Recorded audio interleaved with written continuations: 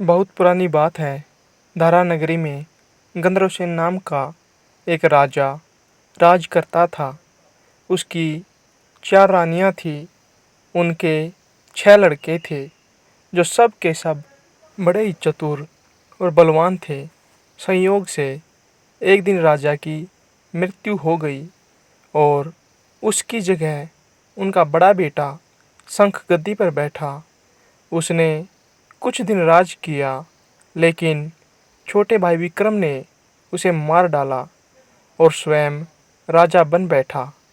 उसका राज्य दिनों दिन बढ़ता गया और वह सारे जम्बूद्वीप का राजा बन बैठा।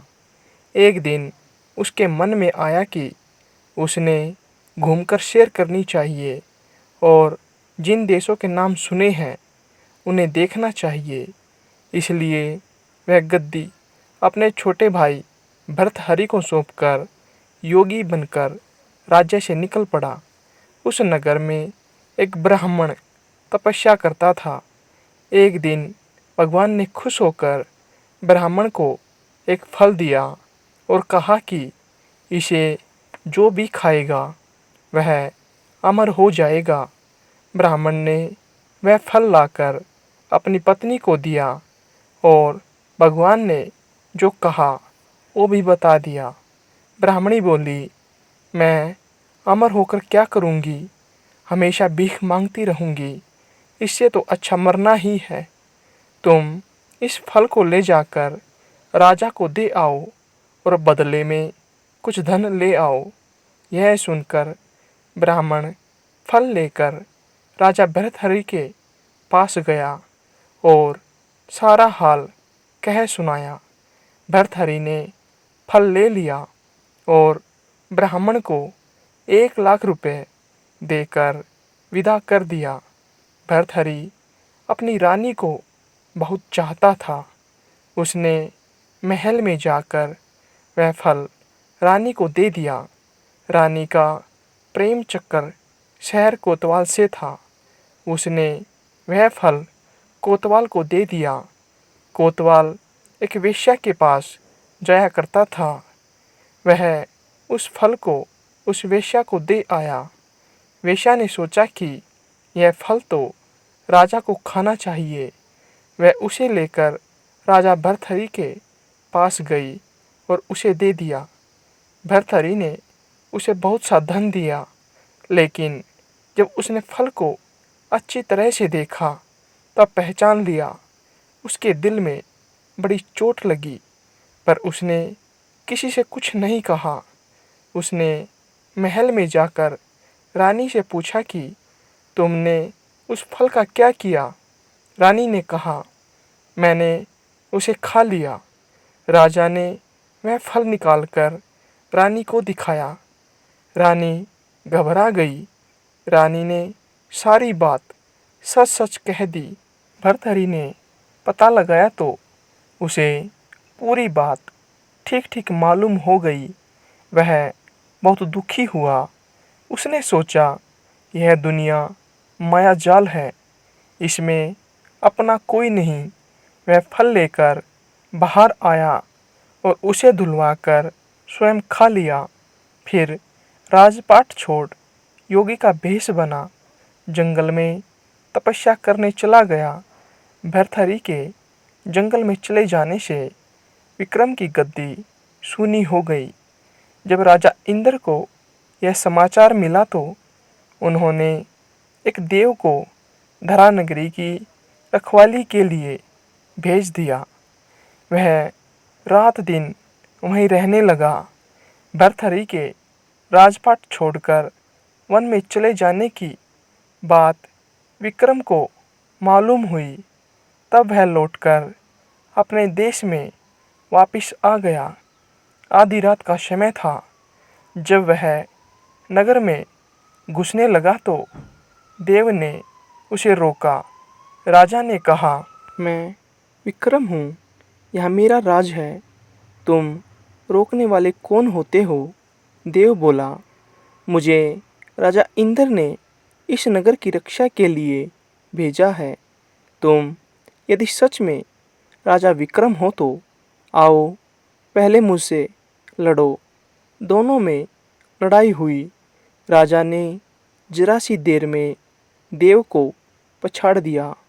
तब देव बोला, हे राजन, तुमने मुझे हरा दिया, मैं तुम्हें जीवन दान देता हूँ। इसके बाद देव ने कहा, राजन, एक नगर और एक नक्षत्र में तुम 3 आदमी पैदा हुए थे।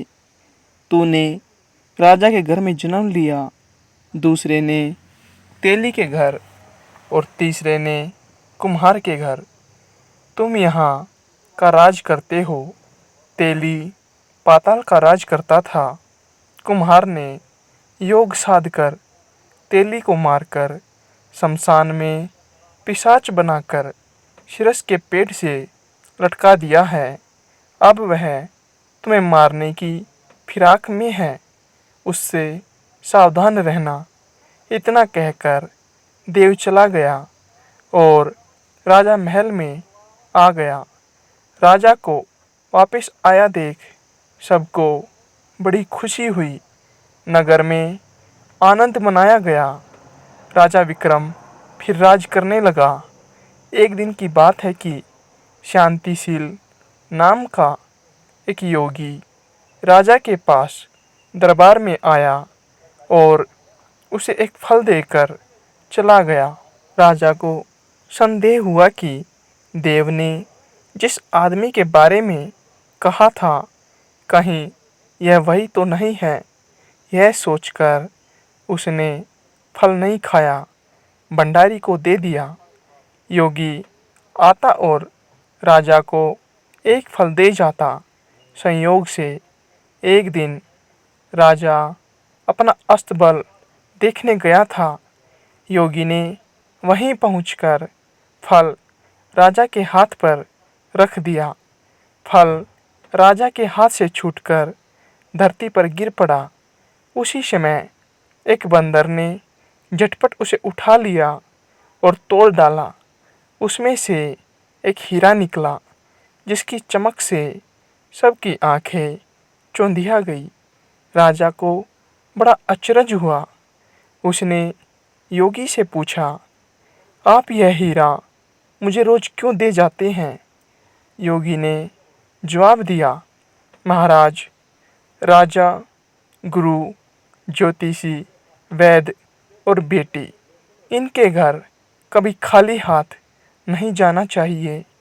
राजा ने भंडारी को बुलाकर पिछले सभी फल मंगवाए। तुड़वाने पर सभी में से एक एक हीरा निकला। इतने हीरे देखकर राजा को बड़ी खुशी हुई। उसने जोहरी को बुलवाकर उनका मूल्य पूछा। जोहरी बोला, महाराज, ये हीरे इतने कीमती है कि इनका मोल करोड़ों रुपए में भी नहीं आंका जा सकता। एक एक हीरा एक एक राज्य के बराबर है।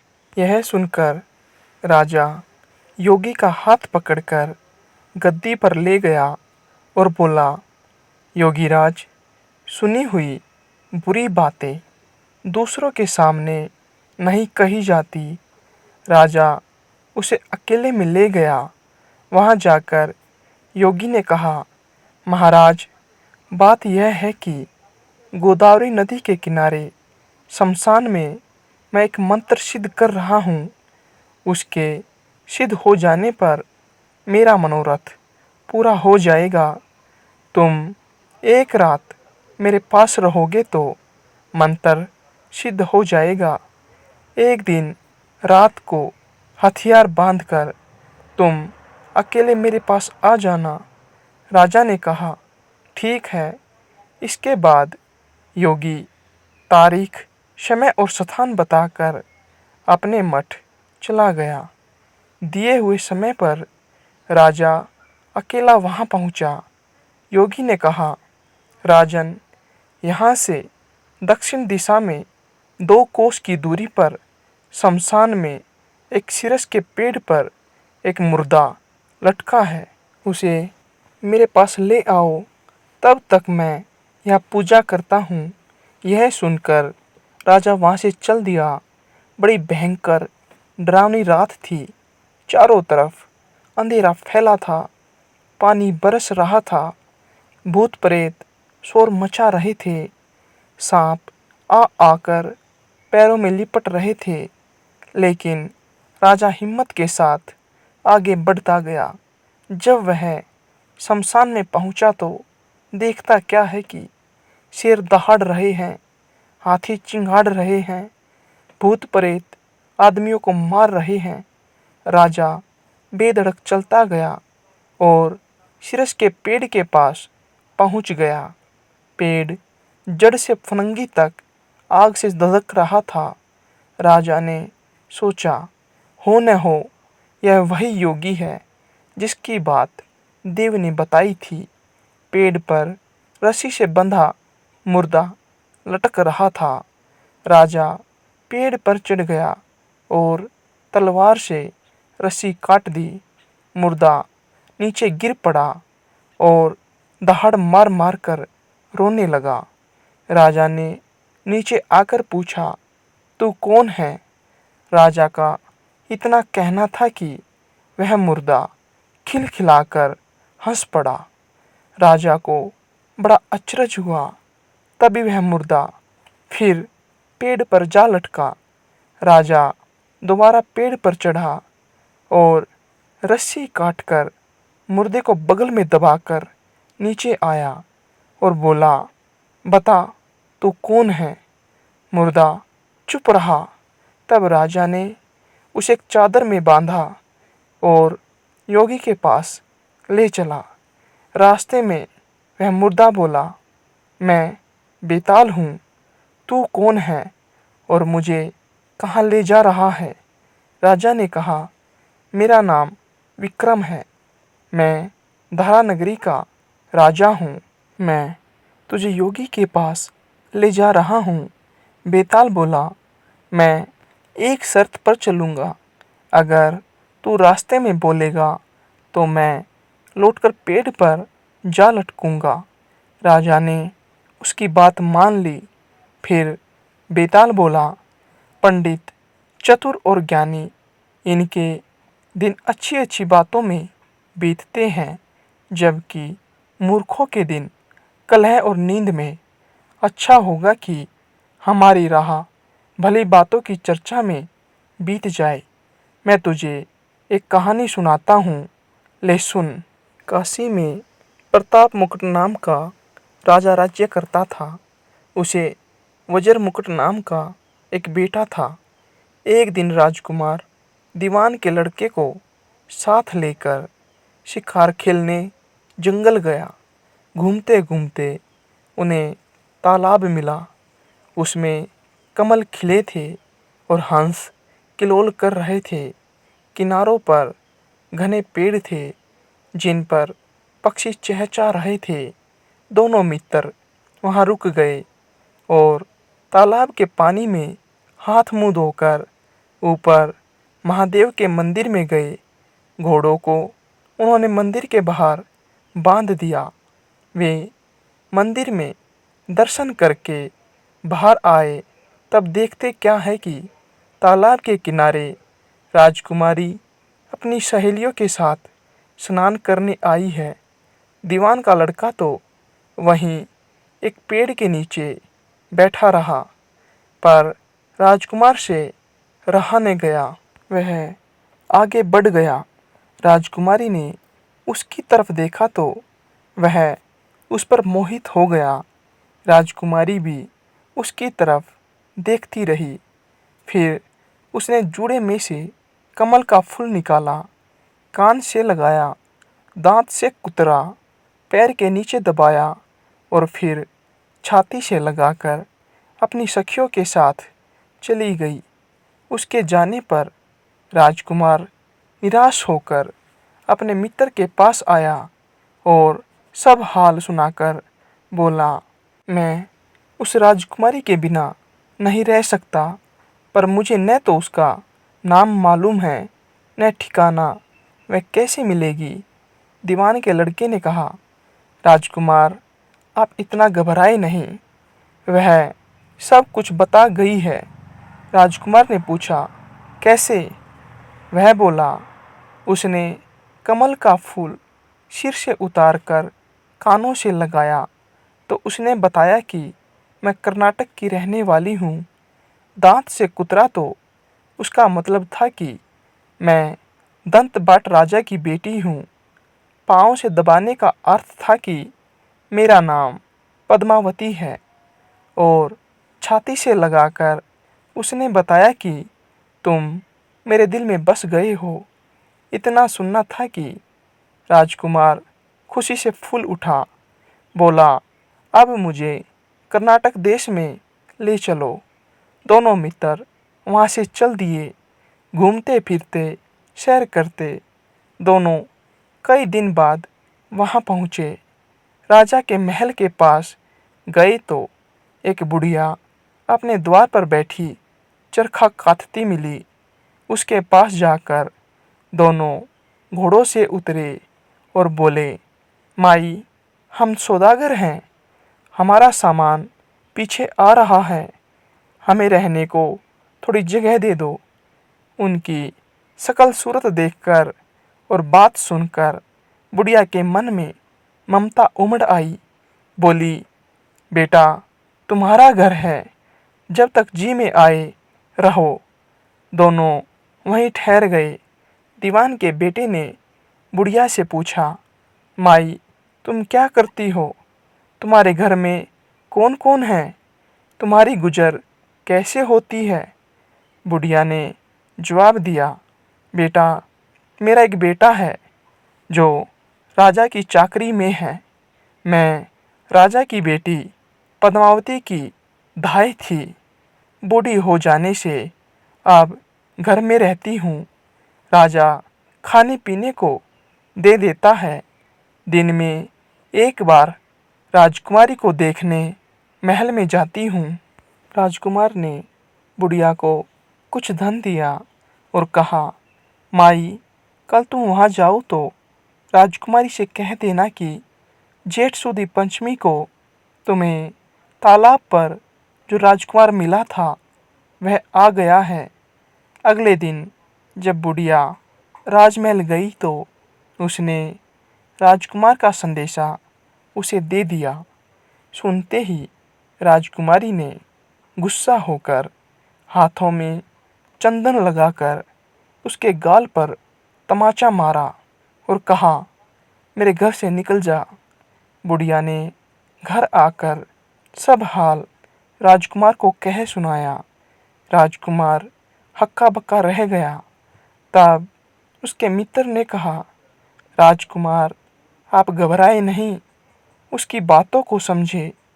उसने 10 उंगलियां सफ़ेद चंदन में भरकर मारी। इससे उसका मतलब यह है कि अभी 10 रोज चांदनी के हैं। उनके बीतने पर मैं अंधेरी रात में मिलूंगी।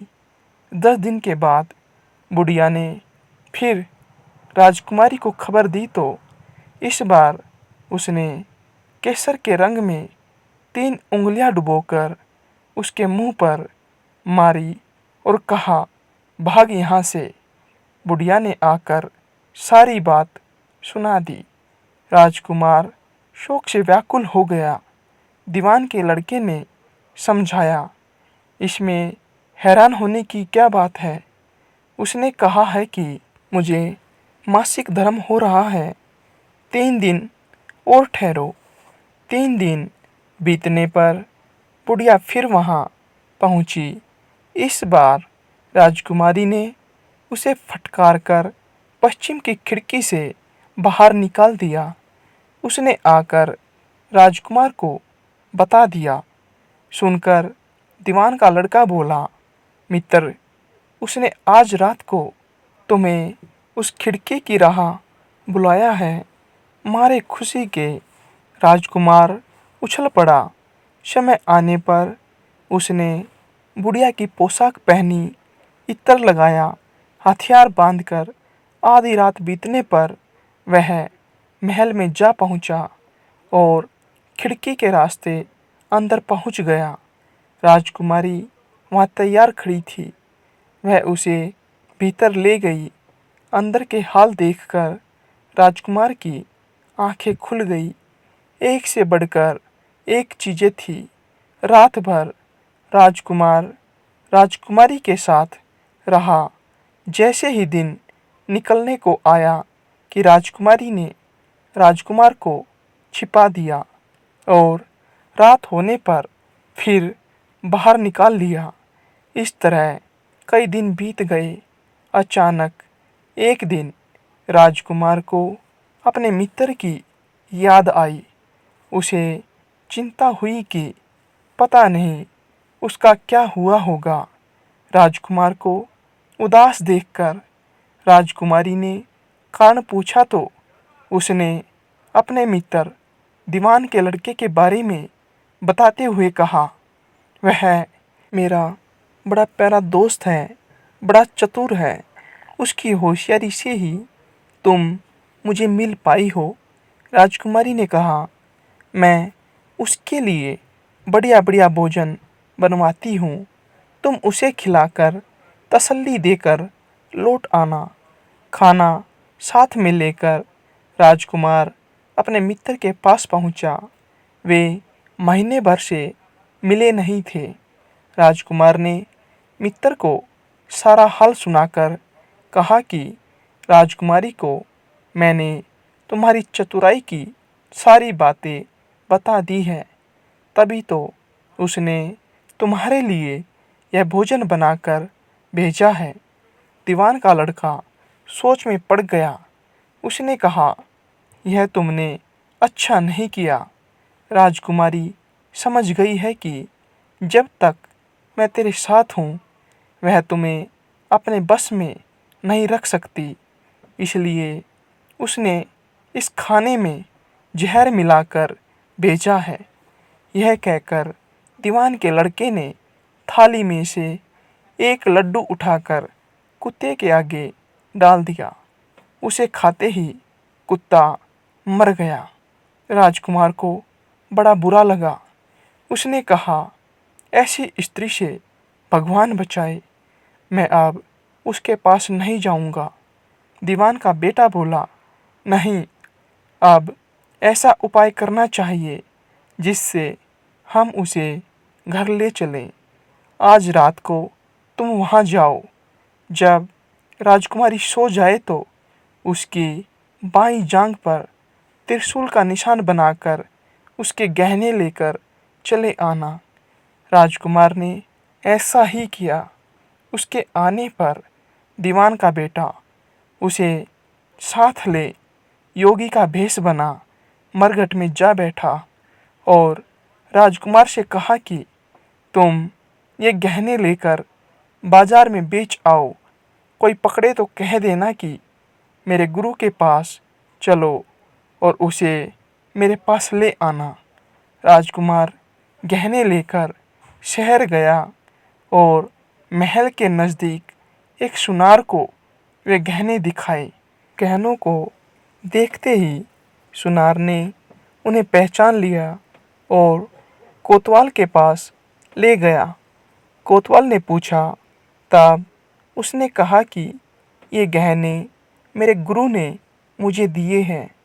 गुरु को भी पकड़वा लिया गया। सब राजा के सामने पहुँचे। राजा ने पूछा, योगी महाराज, ये गहने आपको कहाँ से मिले? योगी बने दीवान के बेटे ने कहा, महाराज, मैं मसान में काली चौदस को डाकिनी मंत्र सिद्ध कर रहा था। तभी डाकिनी आई। मैंने उसके गहने उतार लिए और उसकी बाईं जांघ में त्रिशूल का निशान बना दिया। इतना सुनकर राजा महल में गया और उसने रानी से कहा कि पद्मावती की बाईं जांघ पर देखो कि त्रिशूल का निशान तो नहीं है। रानी ने देखा तो निशान था। राजा को बड़ा दुख हुआ। बाहर आकर वह योगी को एक तरफ ले जाकर बोला, महाराज, धर्मशास्त्र में खोटी स्त्रियों के लिए क्या दंड है? योगी ने जवाब दिया, राजन, ब्राह्मण, गऊ, स्त्री, लड़का और अपने आश्रय में रहने वाले से कोई खोटा काम हो जाए तो उसे देश निकाला दे देना चाहिए। यह सुनकर राजा ने पद्मावती को डोली में बिठाकर जंगल में छुड़वा दिया। राजकुमार और दीवान का बेटा तो ताक में बैठे ही थे। राजकुमारी को अकेली पाकर साथ ले अपने नगर में लौट आए और खुशी खुशी रहने लगे। इतनी बात सुनाकर बेताल बोला, राजन, यह बताओ कि पाप किसको लगा है? राजा तुरंत बोला, पाप तो राजा को लगा। दीवान के बेटे ने अपने स्वामी का काम किया। कोतवाल ने राजा का कहना माना और राजकुमार ने अपना मनोरथ सिद्ध किया। राजा ने पाप किया जो बिना विचारे उसे देश निकाला दे दिया।